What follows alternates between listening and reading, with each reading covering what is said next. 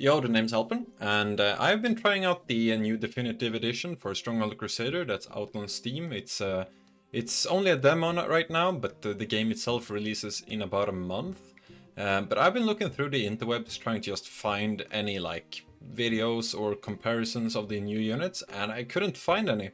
So I figured I would do my own tests, and I figured since I was doing tests anyway, I might as well record them if anybody else is looking for some vacuum tests of the new units. However, I didn't quite manage to make all of the new units work in the editor, so we can only really test the ones that are available in the demo. So a few of the Arabian ones didn't work, and of course about half the Bedouin roster is not available, which is a bit unfortunate, but it's still a month away until release, and I'm sure the balance of some of these units will be changing as well. Alright, so first off we have the Light Camel Lancer, which is a new light cavalry unit. This unit costs 40 gold, which you can probably tell from its performance here. It didn't do too much against the knights.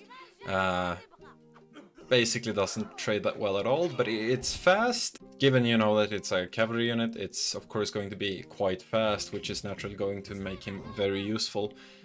Probably less so in like defense and stuff, but I can see this guy being a pretty good raider, for instance, you know, harassing some resources, or perhaps attacking, selling forth and attacking archers could also be something to happen, or attacking siege for that matter. But yeah, in these melee fights it doesn't seem to do too well at all.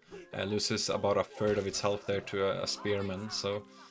not doing too well against the European units. Does very poorly there against a monk. A monk, of course, costs about a third of its cost. Then next up here we have the Unuk. This is a heavy melee unit, which costs 100 gold, quite expensive. And this unit is very weird actually. It has a few gimmicks. Its attacks does an AoE attack. And it has like a slow cooldown in between where he just stops and stares. But the attack do strike a bit slow as well compared to some of the other units. But once it strikes it deals a ton of damage, and it of course does that in an AoE, so it's like a... I don't know, it's very weird. There's not really any units that are similar to this in any of the OG games.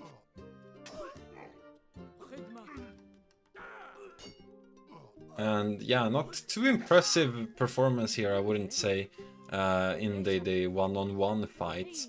However, of course, given that it does this AoE attack, it's going to be a lot stronger in the bigger fights. I was trying to set up some more natural tests here, but it was actually quite difficult to do and to like assess how much damage it's actually doing. But as soon as you start massing them, that's when they get really scary, because that one attack can just basically alpha strike an entire blob of units, right? I did try some more extreme tests here. I wanted to see if I could like one-shot a few hundred units with just a bunch of them, but it was actually proven to be quite difficult because they hit so slow, and if you're marching up into 100 units, you know, you're just going to die or evaporate immediately with these guys, so very difficult unit to use actually. Not really sure how to place these or what to make of them. I was trying some different things, like using something to tank for them, but if they're marching up against a huge number of units, they just evaporate so fast that I'm not so sure how useful that is going to be. They are also quite slow, so they're probably not going to be too effective in assaults, and they are not super tanky either. I mean, they cost 100 gold, right? So it's a lot of gold dying to archer fire. Well, next up we have the Demolisher. This is a heavy melee unit for 80 gold. This one also has a few gimmicks, and those are also somewhat functional. He has this shield going on with its own health bar, but it only really works against projectiles and seems to have no impact in melee.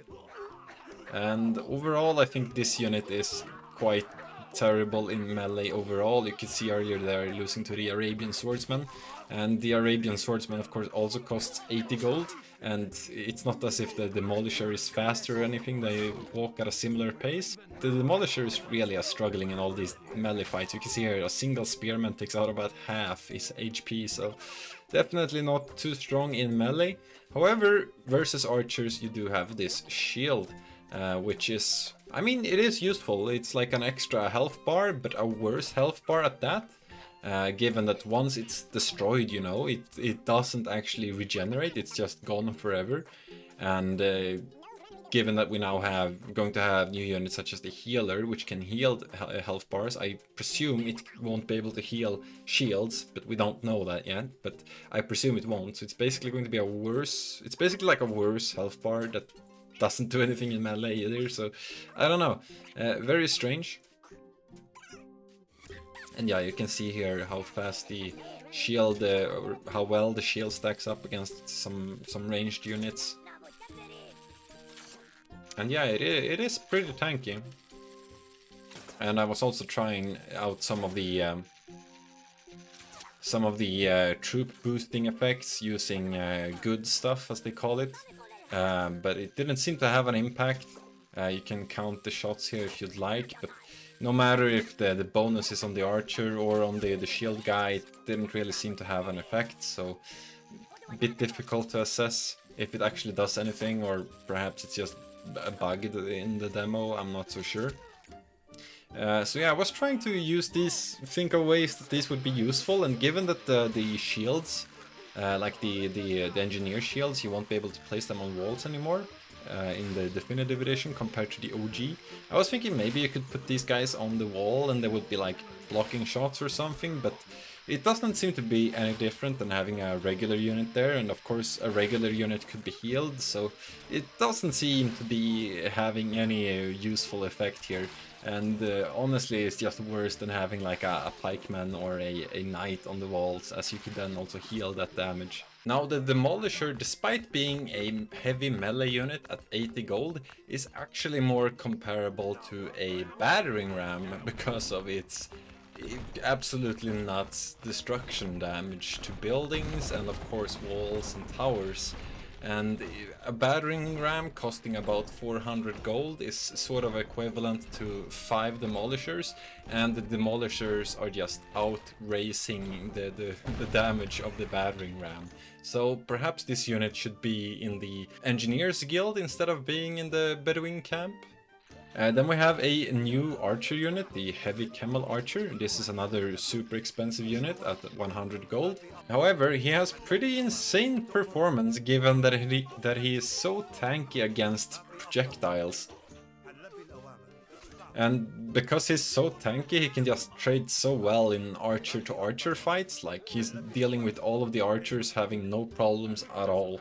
And given its mobility, this unit should actually be really good at like raiding resource points and perhaps even be useful in assaults as well.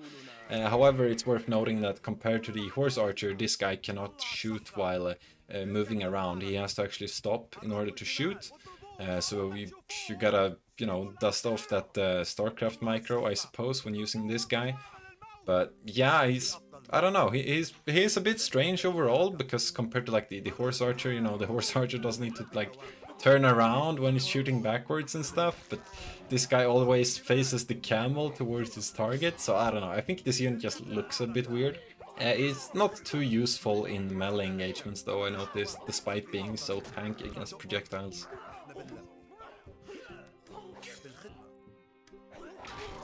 Now we have another ranged-ish unit, which is the Skirmisher. This unit costs 25 gold, and he is also super weird. His gimmick is that he like tosses his spear, which makes him ranged. Not completely useless, but he basically has to regenerate that spear after a short duration, before he then can toss it again. But even without the spear, it still performs better than the spearman in melee, and that's without even throwing the spear at that target or anything. It's actually just a very cost-efficient unit. One drawback with this is that when you give an attack order, you actually you can't control the spear throw whatsoever.